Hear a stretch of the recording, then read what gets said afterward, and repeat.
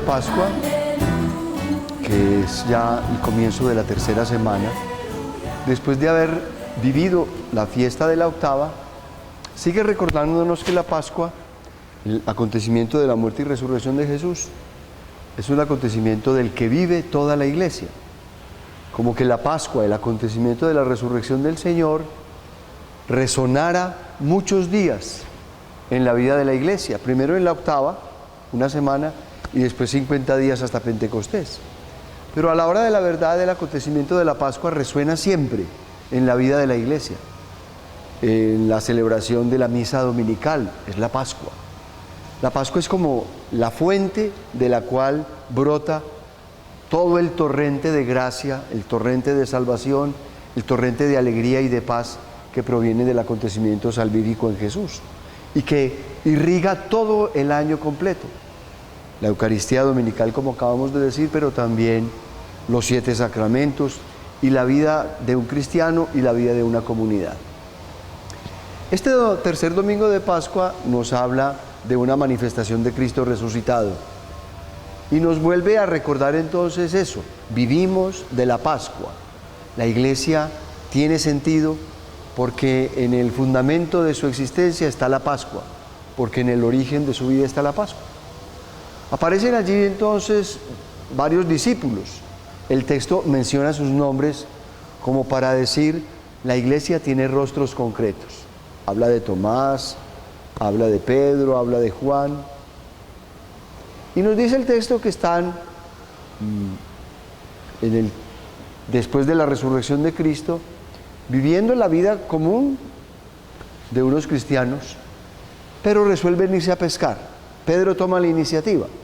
Pedro aparece ahí como el guía que encamina a la Iglesia y que tiene una autoridad y un liderazgo sobre la vida de la comunidad. Y con él se van los otros a pescar. Pescar evoca toda una figura con la que Jesús se refería a hacer la acción propia de la Iglesia, como Él la realizó en su momento, de llegar a los seres humanos para vincularlos a una experiencia de salvación.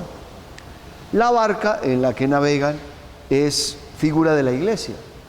Lo que se trata es entonces de compartir con otros la experiencia de la resurrección y de la salvación acontecida en Jesús, para que esas personas, una vez hayan sido irrigadas por la fuerza salvadora de la Pascua, se suban a la barca de la Iglesia y empiecen a formar parte de la comunidad. Pero esa comunidad está de alguna manera todavía sola y por eso no logra pescar nada. Jesús se presenta entonces desde la orilla y les dirige la palabra. Ellos no lo reconocen, porque en el Evangelio de San Juan se dice en varias oportunidades y se enfatiza que Jesús resucitado no es evidente. Se necesita una experiencia de fe para poderlo identificar. Pero desde la orilla les habla y los invita a pescar. Ellos que no habían logrado pescar hasta el momento, ahora sí, con la presencia de Jesús y con el ánimo de Jesús, logran entonces que su acción sea eficaz. La acción pastoral de la Iglesia no alcanza su eficacia sino en profunda conexión con Jesús. Es a la hora de la verdad Jesús el que la hace eficaz. Y después de haber pescado, pues entonces ellos van a la orilla a entrar en comunicación con Jesús, como tantas veces pasó cuando después de haber caminado durante mucho tiempo, regresaban donde Jesús y le contaban lo que había pasado. Ahora llegan a la orilla a contarle a Jesús su experiencia y le llevan la cantidad abundante de peces, 153, que habla un poco de las naciones que se conocían en ese momento, o de los grupos, diríamos, humanos que se conocían, como para expresar esta acción misionera de la Iglesia. Y el anuncio de la alegre noticia de la resurrección es para todos los pueblos. Llegan donde Jesús y Jesús los invita a realizar otro gesto que fue muy común en su vida con ellos y ha sido también muy enfatizado en las manifestaciones de Cristo resucitado: comer con ellos. Después de que han tenido esta experiencia de Jesús en torno a la comida, como un signo del amor, de la capacidad de comulgar con el otro, de estar en sintonía con el otro y de estar construyendo amistad con Jesús, viene un aspecto nuevo del texto en el que Jesús se dirige esta vez expresamente a Pedro. A Pedro, en primer lugar, Jesús le pregunta si lo ama. Pedro, ¿me amas? Pedro, ¿me quieres? Y lo hace 3 veces, como evocando un poco las 3 ocasiones en las que Pedro negó a Jesús en el momento del proceso para llevarlo a la crucifixión. Le pregunta si lo ama, y después de que Pedro ha afirmado varias veces que sí que lo ama, él lo envía a la misión. Con lo que se quiere recalcar entonces que la experiencia del resucitado, que es significada en la pesca, en el comer en la playa y ahora en el amor que Pedro le profesa a Jesús, es el fundamento de la misión.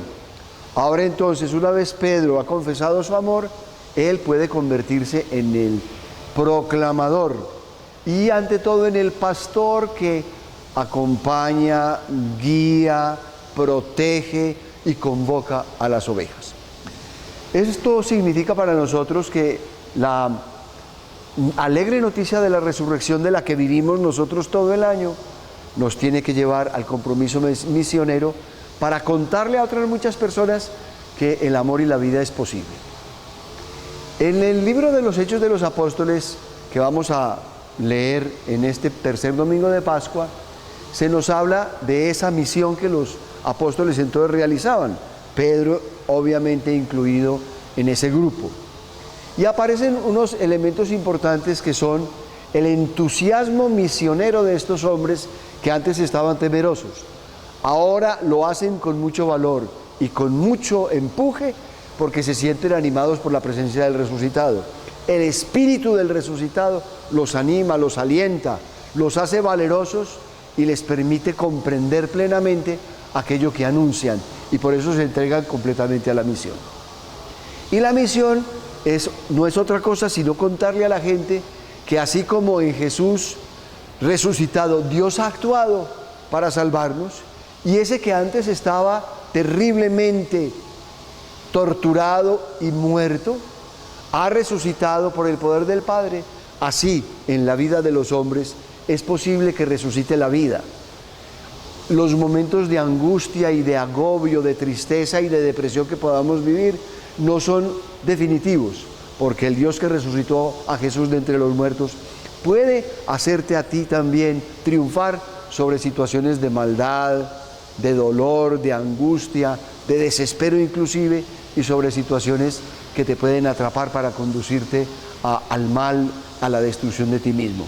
El Señor entonces en este tercer domingo de Pascua nos dice que su presencia de resucitado trae para nosotros la certeza de que nuestra vida puede ser mejor, más buena, más amable y más feliz, uniéndonos a Jesús resucitado y acogiendo en nuestro corazón la alegre noticia de la Pascua.